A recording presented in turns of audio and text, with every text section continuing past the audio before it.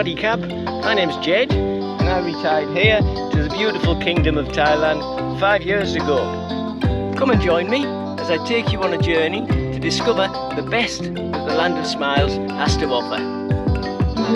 Whether you're an expat, thinking of opening a business or working here in Thailand, or if you're a digital nomad looking to work in a more economical country than your own country, or if you're a holiday maker and you're wanting to know the best places to visit in this beautiful, diverse country, or maybe you're like me, a retiree looking for a better and cheaper place to spend your retirement during your golden years. Well, if that's the case, you've come to the right channel. Swaddy Cab, welcome to another day in paradise. A question many subscribers often ask me is, how much does it cost to live in Thailand as a retired expat?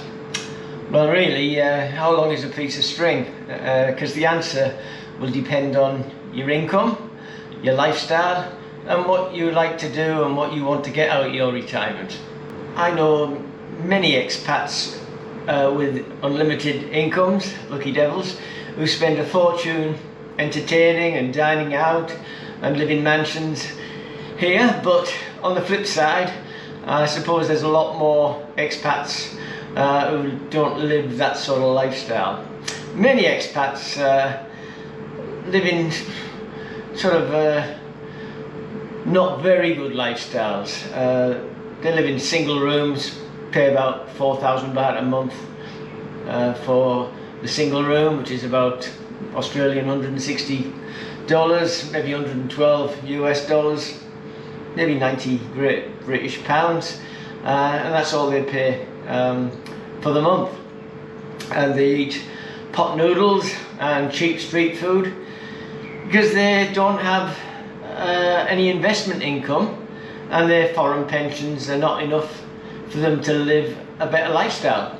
I've done a few videos previously on the cost of living in Thailand, but recently I've found that prices have been rising quite a bit. So today's video is a little bit of a rundown on how much it cost me in June of 2022 for my own personal circumstances. Everyone has different expectations, so please, you need to do your own research for your own circumstances. This is just how I live, but everyone's different. Thailand's going through a hard time, the same as the rest of the world, since COVID arrived here in January of 2020. And the cost of living has risen dramatically recently. Not for everything. Rents have gone down actually, hotels are cheap, and there are many bargain properties for sale due to lack of tourism and people unable to rent their investment properties out, or have lost their livelihoods and are unable to make the mortgage payments. So I've seen a lot of cheap cars for sale for the same reason, because they can't afford the monthly payments. Also, I see a lot of cheap second-hand household goods for sale due to people returning to their home provinces or back to their own countries to lick their wounds and needing to sell their appliances and furniture before they go. Where I have found the most cost of living increases are at the petrol pump, where the cost of a litre of petrol has gone from 26 baht a litre in 2019 pre-COVID to 44 baht a litre today. It's still very affordable when compared to countries like Australia, where you'll pay the equivalent of 55 baht, and the USA you pay the equivalent of about 50 baht, and the poor old UK, well, you'll pay the equivalent of 78 baht. Anyway, I only drive a 1100cc motorbike, and even with the increase in petrol prices, it still only costs me about 110 baht a week to fill up my motorbike. Another area where I find the cost of living has risen is at the supermarket, where fruit and vegetables have risen considerably recently, especially on imported goods from Western countries. Nothing like back in my old stomping ground of Australia, where I recently read that a lettuce will now set you back $12 or 300 baht, and lettuce here would cost me about 40 baht, or around about $1.50 Australian, and definitely not $12.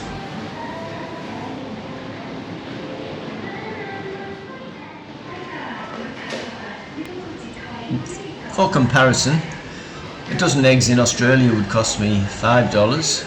If I was in the USA, they'd cost me $3, and in the UK £2.60, whereas in Thailand I can buy 30 for 110 baht.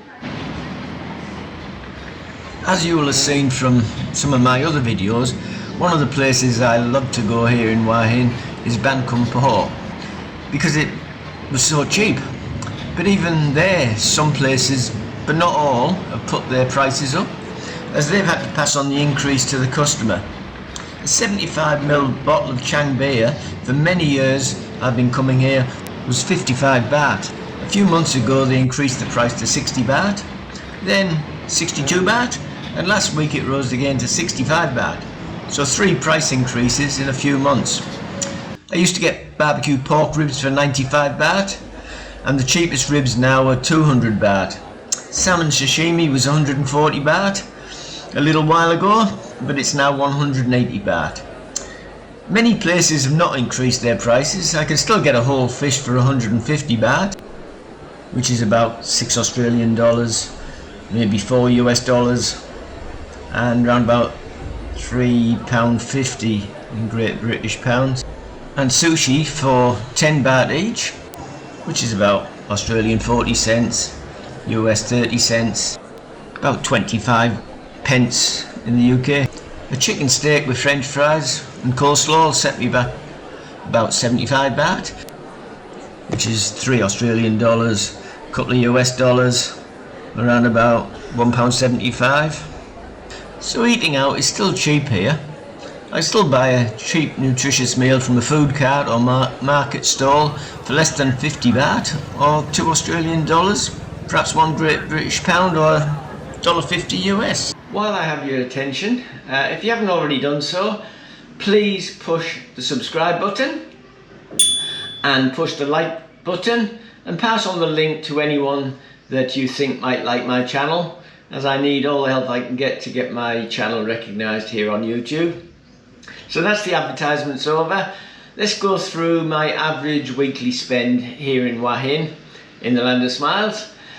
At the end of this video, I'll put some cost comparison charts for Thailand compared to Australia, USA and the UK for you to have a look at, and it may be of help to you if you're thinking of coming here on holiday or to live.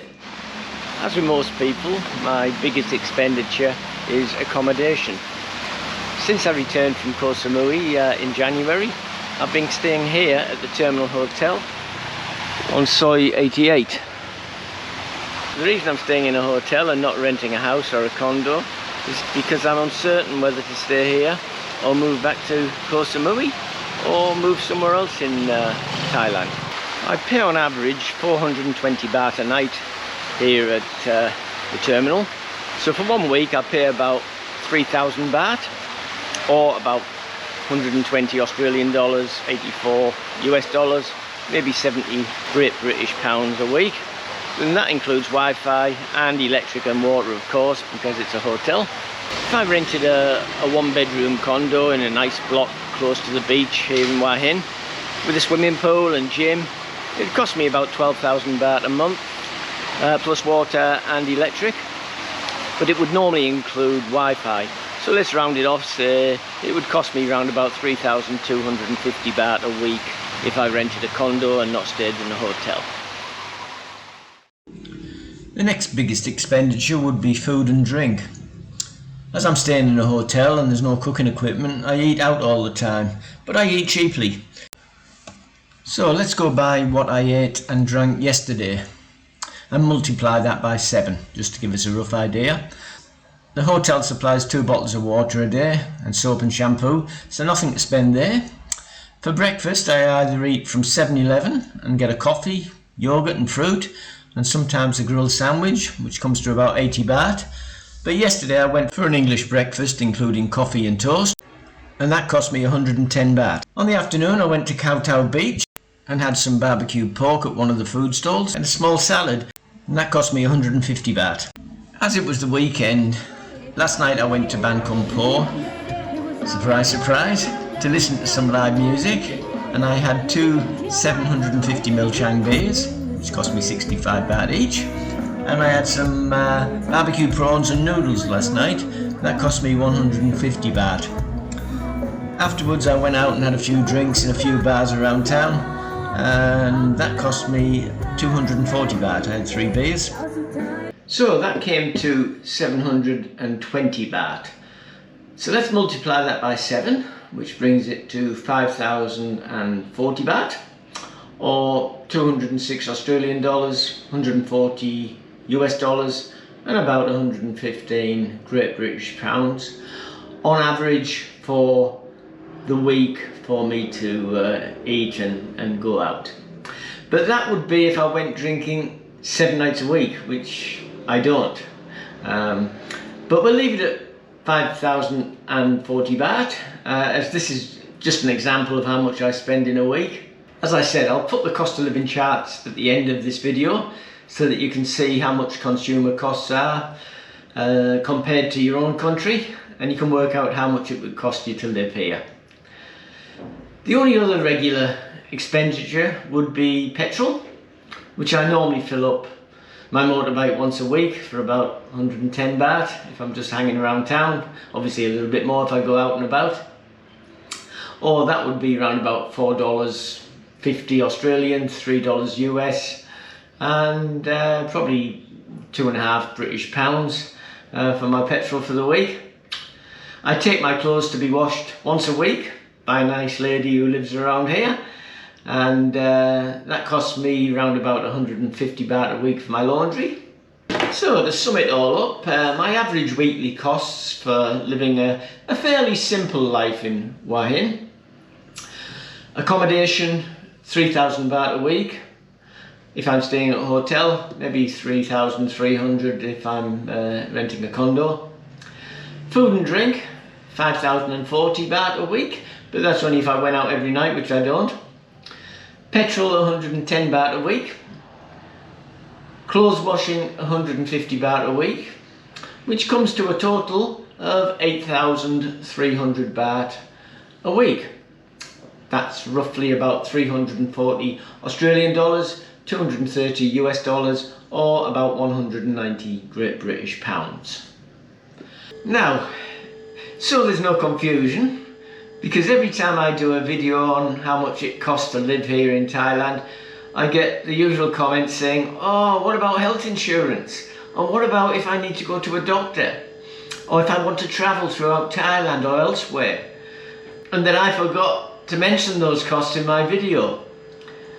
This weekly spend doesn't include other things that I might buy on a monthly or yearly basis, such as clothing, motorbike insurance and registration, maintenance of the motorbike, visiting a doctor or a dentist, my yearly retirement visa costs, going to the cinema or shows, and travelling around Thailand or Southeast Asia. It also doesn't include health insurance costs, which obviously will vary depending on your age and current health. Personally, I don't have health insurance, as I prefer to pay for it when I need it, rather than pay out on a monthly basis and never use it. I mean, this may change if the government decide to make it mandatory health insurance as part of applying for a retirement visa, as they were talking about that last year, but thankfully nothing's been done to make it compulsory as yet. If it is brought in, then maybe I will have to make a decision on whether I want to stay in Thailand. Because being over 70, the cost of the premium would be significant, and it'd rise every year, so I'm not sure if I can afford that luxury. You can see a video that I did late last year regarding health insurance, and I'll put a link in the description box for you to look at that video if it might be of any help to you. So basically, that's all I spend on average in a week. If I was still living in Australia, I'd not even be able to rent a decent condo for the amount that it cost me to live and eat here and go out here and enjoy myself here. It would cost me about the same amount just for the rent in Australia. But having said that, I obviously spend much more than that over a 12-month period, as I like to travel a lot and I like to go out and socialise a lot. Your needs and lifestyles may be much different than mine, so please do your own research and add into your budget your own personal living and entertainment requirements before deciding if Thailand is the place for you to live and retire.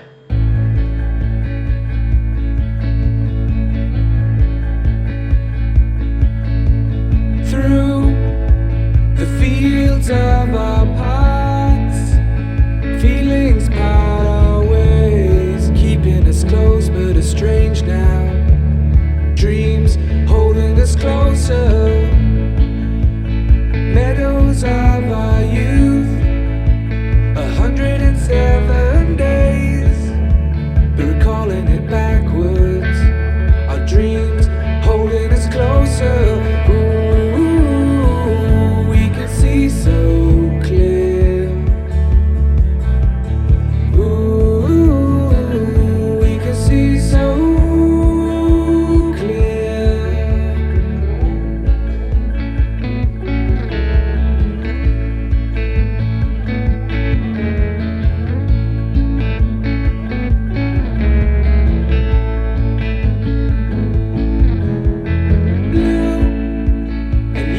shades of grey, living day to day.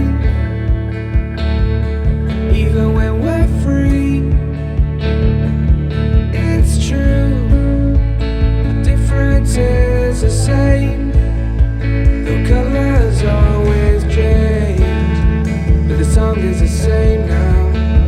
In June, lifting us higher. So clear. Ooh, we can see so clear.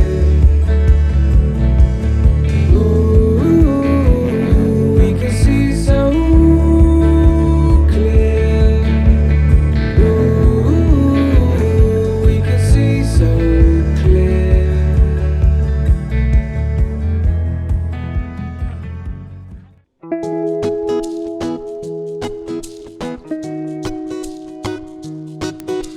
If you haven't already done so, please push the subscribe button.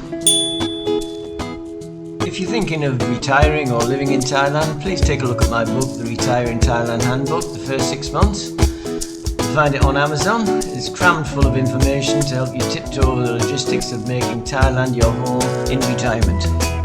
Thanks a lot for watching my channel. So until next time, stay safe, keep smiling, and I'll see you in the next video. Cheers for now.